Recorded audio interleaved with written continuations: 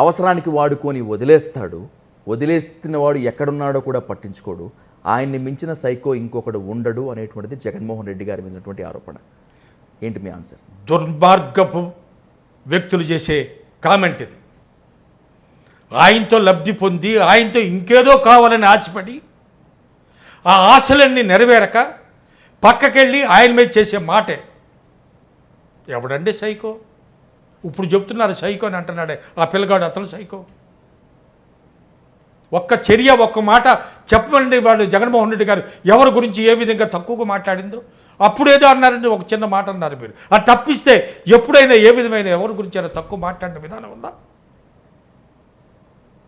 సంస్కారం ఎప్పటికీ ఎంతో సంస్కారవంతంగా మాట్లాడతారు ఆయన.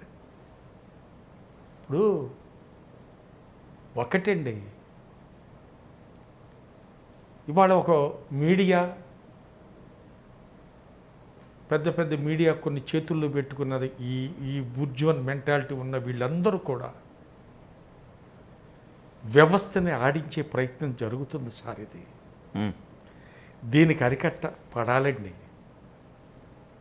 ఇవాళ మీలాంటి యంగ్స్టర్స్ అందరూ కూడా బ్రహ్మాండమైన సోషల్ మీడియాలో వర్క్ చేసుకుంటూ ఇలాంటి నాయకుడిని మనం నిలబెట్టుకోవాలండి.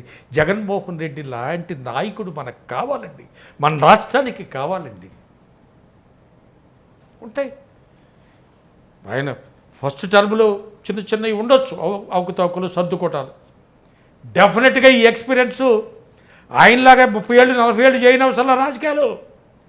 ఆయనకున్న అనుభవం చాలు బ్రహ్మాండంగా. ఇంకా ఎవరు వేలెత్తి చూపించకుండా చేసే సత్తా మా జగన్మోహన్ రెడ్డికి ఉంది రేపు.